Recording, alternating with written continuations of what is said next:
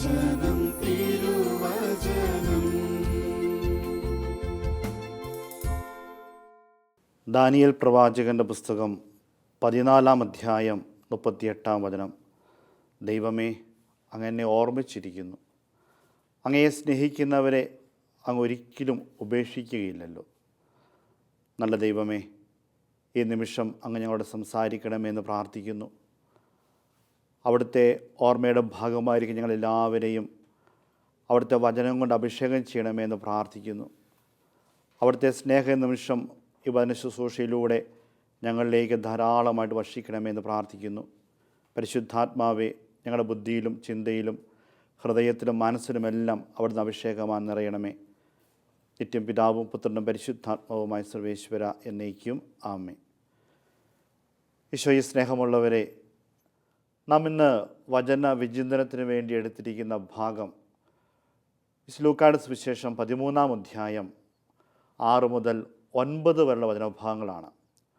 ഫലം തരാത്ത അത്തിവൃക്ഷത്തിൻ്റെ ഉപമ. ജർമ്മനിയിലെ ബെർലിൻ മ്യൂസിയത്തിൽ അനേകം സന്ദർശകരെ ആകർഷിക്കുന്ന ഒരു ചിത്രമുണ്ട്. ആ ചിത്രം വരച്ചത് മെൽഡൻ എന്നൊരു ചിത്രകാരനാണ്. എന്താണ് ചിത്രത്തിൻ്റെ പ്രത്യേകത എന്ന് ചോദിച്ചാൽ, അത് വരച്ച് പൂർത്തീകരിക്കപ്പെടാത്ത ഒരു ചിത്രമാണ്. ജർമ്മനിയെ ഭരിച്ചുകൊണ്ടിരുന്ന ഫെഡറിക് ഒന്നാമൻ രാജാവിൻ്റെയും അദ്ദേഹത്തിൻ്റെ സൈന്യവ്യൂഹങ്ങളുടെയും ചിത്രം വരയ്ക്കുവാനായിട്ട് മെൽഡൻ തീരുമാനമെടുത്തു. അതിനുവേണ്ടി അയാൾ വലിയ ക്യാൻവാസെല്ലാം സെറ്റ് ചെയ്തു. അതിനുശേഷം ഈ ചിത്രം എങ്ങനെ വരയ്ക്കണം അദ്ദേഹം പ്ലാനിങ് നടത്തുകയാണ്. അപ്പോൾ മെൽഡന് മനസ്സിലായി തൻ്റെ ചിത്രത്തിലെ ഏറ്റവും പ്രധാനപ്പെട്ട കഥാപാത്രം അത് ഫെഡറിക് ഒന്നാമൻ രാജാവാണ്. അതുകൊണ്ട് രാജാവിൻ്റെ ചിത്രം മറ്റുള്ളവരെക്കാളെല്ലാം അതിമനോഹരമായിരിക്കണം. അതുകൊണ്ട് മെൽഡൻ തീരുമാനമെടുത്തു, രാജാവിൻ്റെ ചിത്രം ഏറ്റവും അവസാനം വരയ്ക്കാം. ക്യാൻവാസിന് നടുഭാഗം ഒഴിവാക്കിയിട്ടിട്ട് മെൽഡൻ ചിത്രരചന ആരംഭിച്ചു. കുതിരയുടെയും കുതിരപ്പടയാളികളുടെയും സൈന്യവ്യൂഹങ്ങളുടെയൊക്കെ ചിത്രം അദ്ദേഹം മനോഹരമായിട്ട് വരച്ചു ചേർത്തു.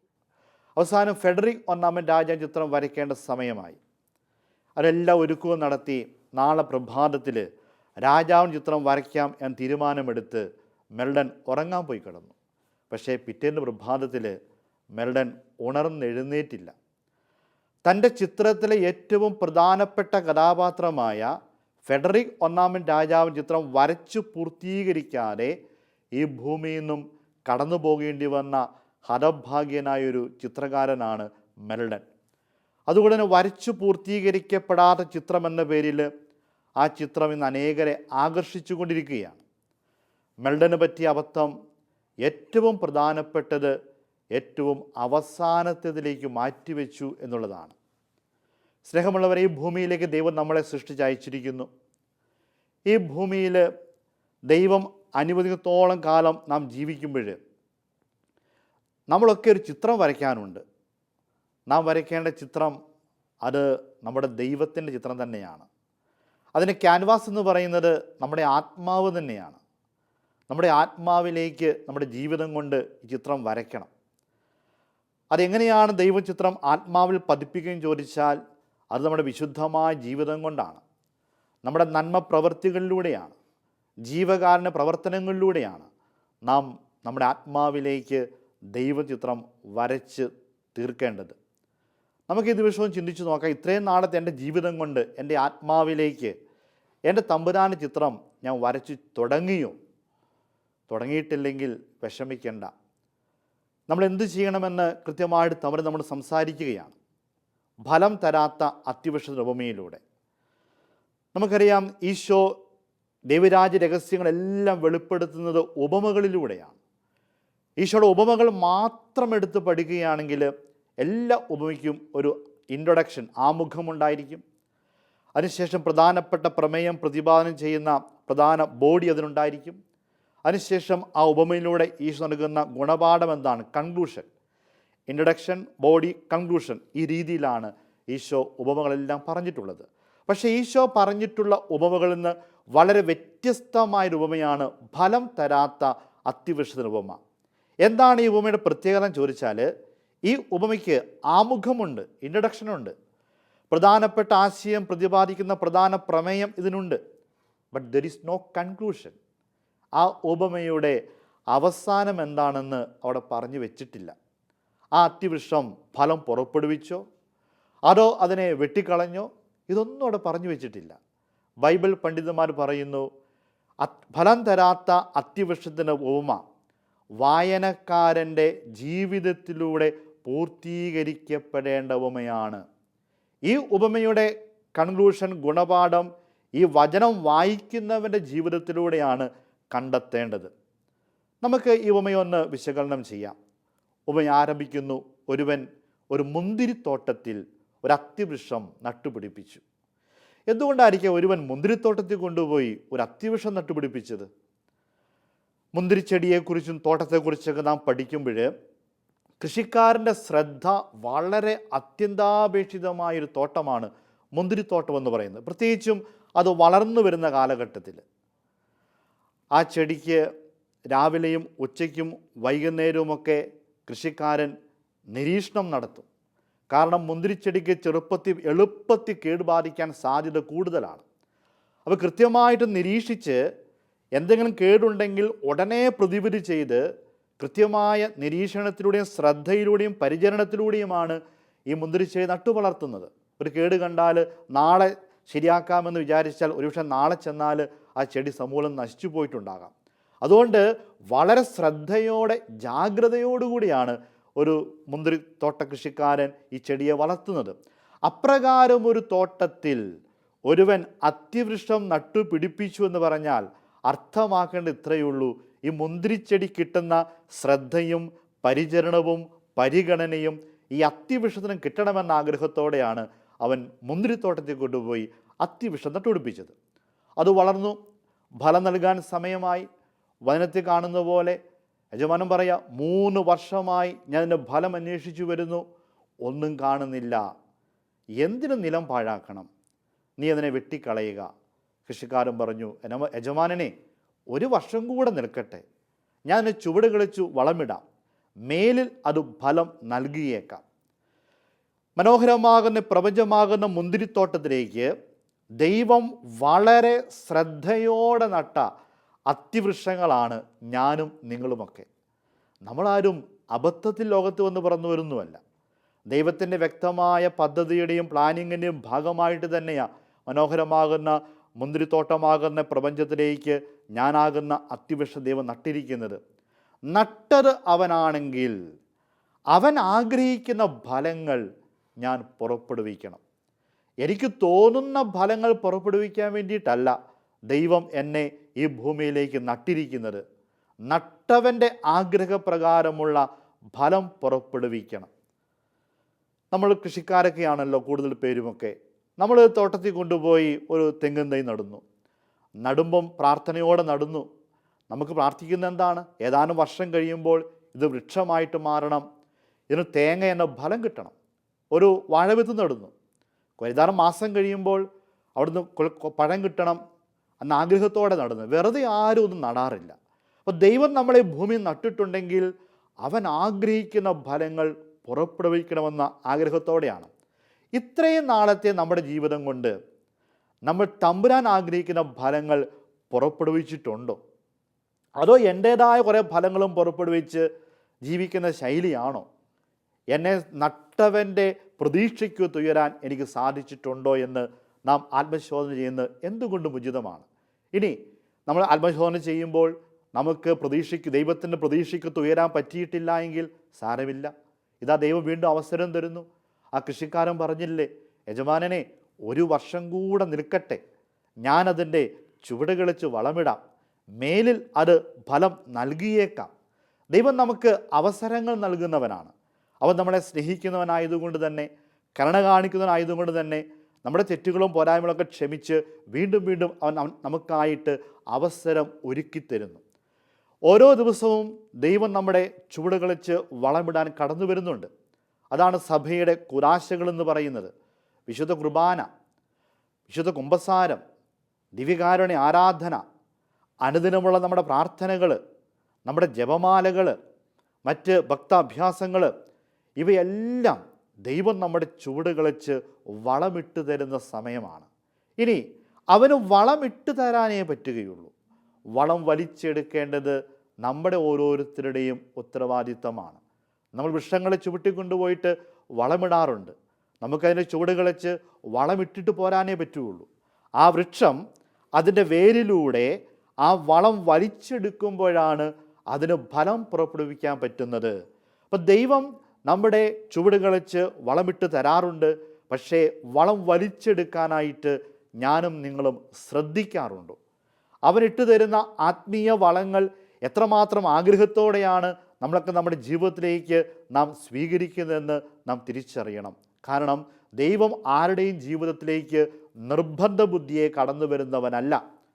ദൈവം നാം അനുവദിക്കുമ്പോൾ മാത്രമേ നമ്മുടെ ജീവിതത്തിൽ ദൈവത്തിന് ഇടപെടാൻ പറ്റുകയുള്ളൂ. നമ്മൾ ചിന്തിച്ചേക്കാം, ദൈവം എൻ്റെ മേൽ പരമാധികാരമുള്ളവൻ, എന്നെ സൃഷ്ടിച്ചവൻ, ആ ദൈവത്തിന് എൻ്റെ ജീവിതത്തിൽ ഇടപെടണമെങ്കിൽ അനുവാദം വേണോ എന്ന്. അനുവാദം വേണം. പ്രഭാഷകൻ്റെ പുസ്തകം 15-ാം അധ്യായം 14-ാം വചനം. ആദിയിൽ ദൈവമായ കർത്താവ് മനുഷ്യനെ സൃഷ്ടിച്ചു, അവന് സ്വാതന്ത്ര്യവും നൽകി. വിശ്വസ്താപൂർവം ജീവിക്കണോ വേണ്ടയോ നിനക്ക് തീരുമാനിക്കാം. അഗ്നിയും ജലവും നിൻ്റെ മുമ്പിലുണ്ട്, ജീവനും മരണവും നിൻ്റെ മുമ്പിലുണ്ട്, നന്മയും തിന്മയും നിൻ്റെ മുമ്പിലുണ്ട്. ഇഷ്ടമുള്ളത് തിരഞ്ഞെടുക്കാം. ദൈവം മനുഷ്യന് കൊടുത്തിരിക്കുന്ന പരിശുദ്ധമായ അധികാരത്തിൻ്റെ പേരാണ് സ്വാതന്ത്ര്യം. ദൈവം ഈ സ്വാതന്ത്ര്യം മനുഷ്യന് കൊടുത്തുകൊണ്ട് തന്നെ ആ സ്വാതന്ത്ര്യത്തെ ദൈവം ബഹുമാനിക്കുന്നത് കൊണ്ടാണ് വെളിപാട് പുസ്തകം 3:20 വായിക്കുന്നത്, ഇതാ ഞാൻ വാതിലിൽ മുട്ടുന്നു. ആരെങ്കിലും എൻ്റെ സ്വരം ശ്രവിച്ചു വാതിൽ തുറന്നാൽ ഞാൻ അവൻ്റെ അടുത്ത് വരികയും അവനോടൊത്ത് ഭക്ഷണത്തിനിരിക്കുകയും ചെയ്യും. അവന് ഹൃദയഭിത്തിയിൽ മുട്ടാനേ പറ്റുകയുള്ളൂ.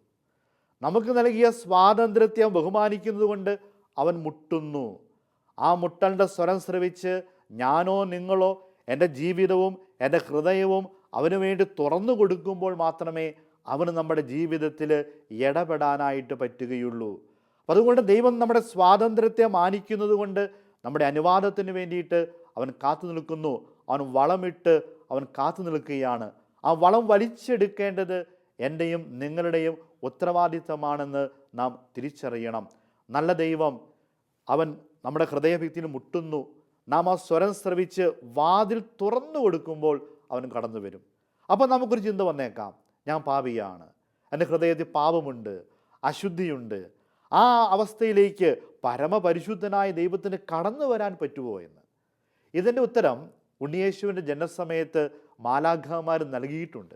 മാലാഖമാർ പറഞ്ഞില്ലേ, ഇതാ സകല ജനത്തിനു വേണ്ടിയുള്ള സന്തോഷത്തിൻ്റെ സദ്വാർത്ത ഞാൻ നിങ്ങളെ അറിയിക്കുന്നു. നിങ്ങൾക്കായി ഒരു രക്ഷകൻ, കർത്താവായ ക്രിസ്തു ഇന്ന് ജനിച്ചിരിക്കുന്നു. അവൻ രക്ഷകനാണ്. എന്നെയും നിങ്ങളെയും പാപത്തിൻ്റെ അടിമത്തങ്ങളിൽ നിന്ന് മോചിപ്പിക്കുവാനായിട്ട് കടന്നു വന്ന രക്ഷകനാണവൻ. ഞാനും നിങ്ങളും പാപം ചെയ്യുന്നവരാണ്. പാപം ചെയ്തു കഴിഞ്ഞാൽ എനിക്കോ നിങ്ങൾക്കോ സ്വയം പാപത്തിന് മോചനം നേടാൻ സാധ്യമല്ല. ഇവിടെയാണ് രക്ഷകൻ കടന്നു വരുന്നത്. പാപത്തിൻ്റെ അടിമത്തങ്ങളിൽ നിന്നും അവൻ നമ്മളെ കൈപിടിച്ച് ഉയർത്തുന്നവനാണ്, രക്ഷിക്കുന്നവനാണവൻ. അതുകൊണ്ട് ആ വചനം പറയുന്നത്, ആരെങ്കിലും എൻ്റെ സ്വരം കേട്ട് വാതിൽ തുറന്നാൽ ഞാൻ അവൻ്റെ അടുത്തേക്ക് വരും. അവൻ രക്ഷയുമായിട്ട് കടന്നു വരുന്നവനാണ്. അടുത്തേക്ക് വരിക മാത്രമല്ല, വീണ്ടും വചനം പറയുകയാണ്, ഞാൻ അവനോടൊത്ത് ഭക്ഷണത്തിനിരിക്കുകയും ചെയ്യും. വചനഭാഷയിൽ ഭക്ഷിക്കുക, വിരുന്നിരിക്കുക എന്നൊക്കെ പറഞ്ഞാൽ അതിൻ്റെ അർത്ഥം ദൈവം കൂടെ ഇരിക്കുന്നു. ഒരു കൂട്ടുകാരനെ പോലെ, ഒരു കൂട്ടുകാരിയെപ്പോലെ ദൈവം നമ്മുടെ കൂടെ ഇരിക്കുന്നവനാണ്. നമ്മുടെ ദൈവത്തിൻ്റെ പേര് നമുക്കറിയാം, ഇമ്മാനുവേൽ. അർത്ഥവും നമുക്കറിയാം, ദൈവം നമ്മോടുകൂടെ. എപ്പോഴും നമ്മുടെ കൂടെ ഇരിക്കാനായിട്ട് ഇഷ്ടപ്പെടുന്നവനാ നമ്മുടെ ദൈവം. മനുഷ്യരുടെ കൂടെ ഇരിക്കാൻ ആഗ്രഹിക്കുന്ന ദൈവം നമ്മുടെ കൂട്ടുകാരനാണ്. ദൈവം നമ്മുടെ കൂട്ടുകാരിയാണ്. ദൈവത്തെ ഇങ്ങനെ അകലങ്ങളിൽ കാണാതെ, മറിച്ച് എൻ്റെ എല്ലാ ആവശ്യങ്ങളിലും ഞാൻ യഥാർത്ഥ ഫലം പുറപ്പെടുവിക്കാനായിട്ട് എന്നെ സഹായിക്കാൻ, എനിക്ക് ആവശ്യമുള്ള ആത്മീയമായ നന്മകളും വളവും നൽകി എൻ്റെ വളർച്ച പ്രതീക്ഷയോടെ കാത്തിരിക്കുന്ന, ഞാനാകുന്ന അത്യവശ്യം നല്ല ഫലങ്ങൾ കാണാനായിട്ട് കൊതിയോടെ കാത്തിരിക്കുന്ന ഒരു ദൈവം. ആ ദൈവത്തെ നമ്മൾ സങ്കല്പിക്കുമ്പോൾ നമുക്ക് അവനോട് പറഞ്ഞറിയിക്കാൻ പറ്റാത്ത സ്നേഹവും നന്ദിയെ കാണുകയുള്ളൂ. കാരണം ദൈവം അത്രമാത്രം നമ്മെ സ്നേഹിക്കുന്നുണ്ട്. അതുകൊണ്ട് നമ്മുടെ ജീവിതം അവൻ ആഗ്രഹിക്കുന്ന ഫലങ്ങൾ പുറപ്പെടുവിക്കേണ്ട ജീവിതമാണെന്ന് നാം തിരിച്ചറിയണം. എൻ്റെയും നിങ്ങളുടെ ആയുസ് എത്ര നീളം നമുക്ക് ആർക്കും അറിഞ്ഞുകൂടാ. ദൈവം നമ്മളെ സൃഷ്ടിച്ചു, ഈ ഭൂമിയിൽ നമ്മൾ ജീവിക്കുന്നു. ഏറിയാൽ 60, 70, 80, 90 വർഷം വരെ ജീവിച്ചേക്കാം. നമ്മളെല്ലാം ഈ ഭൂമിയിലേക്ക് കടന്നു വന്നത് ദൈവത്തിൽ നിന്നാണല്ലോ. അപ്പോൾ നമ്മൾ അവിടെ നിന്നാണ് വന്നതെങ്കിൽ തിരിച്ച് അവിടേക്ക് എത്തണം. അതിനുള്ള ഫലങ്ങളാണ് നമ്മൾ ഈ ഭൂമിയിലെ നമ്മുടെ ജീവിത ദൈർഘ്യം കൊണ്ട് പുറപ്പെടുവിക്കേണ്ടത്. ദൈവത്തോടൊത്ത് ചേരാനുള്ള ഫലങ്ങൾ പുറപ്പെടുവിക്കുവാനായിട്ട് നമുക്ക് സാധിക്കുന്നുണ്ടോ? സാധിക്കണം പ്രിയപ്പെട്ടവരെ. ഈ ലോകത്തിൻ്റേതായ മായാമോഹങ്ങളിൽപ്പെട്ട് നമ്മൾ നമ്മുടെ ജീവിതം വെറുതെ കളയാതെ ഈ ജീവിതത്തിൻ്റെ മനോഹാരിത മനസ്സിലാക്കി ഒരു ദിവസമെങ്കിൽ ഒരു ദിവസം, ഒരു നിമിഷമെങ്കിൽ ഒരു നിമിഷം നല്ല ദൈവത്തിന് വേണ്ടിയിട്ട് നല്ല ഫലങ്ങൾ പുറപ്പെടുവിക്കുവാൻ ബോധപൂർവം നമുക്ക് പ്രയത്നിക്കാം.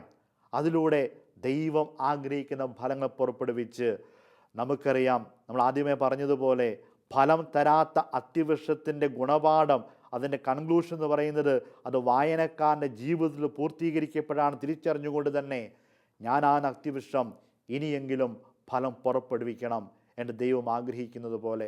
അതിനുള്ള കൃപയ്ക്ക് വേണ്ടിയിട്ട് നമുക്ക് നല്ല ദൈവത്തോട് നമുക്ക് പ്രാർത്ഥിക്കാം. ഒരു നിമിഷം നമ്മുടെ കണ്ണുകൾ അടയ്ക്കാം. ദൈവമേ, അങ്ങ് എനിക്ക് നൽകിയ പരിശുദ്ധമായ ജീവിതം ഞാൻ ആഗ്രഹിച്ചതുകൊണ്ടല്ലല്ലോ ഞാൻ ഈ ലോകത്തിലേക്ക് കടന്നു വന്നത്.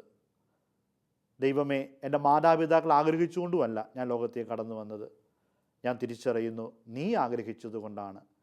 അങ്ങനെ സൃഷ്ടിച്ച് അവിടുത്തെ രൂപവും ഭാവവുമേകി എൻ്റെ മാതാപിതാക്കളിലൂടെ ഈ ഭൂമിയിലേക്ക് നീ എന്നെ അയച്ചു. ദൈവമേ, ഈ ഭൂമിയിൽ എത്ര നാൾ ജീവിച്ചിരിക്കണമെന്ന് നിനക്കറിയാം. എൻ്റെ ആയുസ് നിരക്ക് നിനക്കറിയാം. പക്ഷെ എനിക്കറിയത്തില്ല. അതുകൊണ്ട് ഓരോ നിമിഷവും ഓരോ ദിവസവും അങ്ങ് ആഗ്രഹിക്കുന്ന ഫലങ്ങൾ എൻ്റെ കഴിവിൻ്റെ പരമാവധി പുറപ്പെടുവിച്ച് എൻ്റെ ജീവിതം പൂർത്തീകരിക്കുവാൻ, എൻ്റെ ജീവിതയാത്ര പൂർത്തീകരിക്കുവാൻ കൃപ നൽകണമേ എന്ന് ഞാൻ പ്രാർത്ഥിക്കുന്നു. പരിശുദ്ധ അമ്മേ, വിശുദ്ധ യോസേപ്പ് പിതാവേ, ഞാൻ യഥാർത്ഥത്തിൽ ഫലം പുറപ്പെടുവിക്കുന്ന അത്തിവൃക്ഷമായിട്ട് മാറുവാനായിട്ട് എനിക്ക് വേണ്ടി ഈശോയോട് പ്രാർത്ഥിക്കണമേ. ആമേൻ.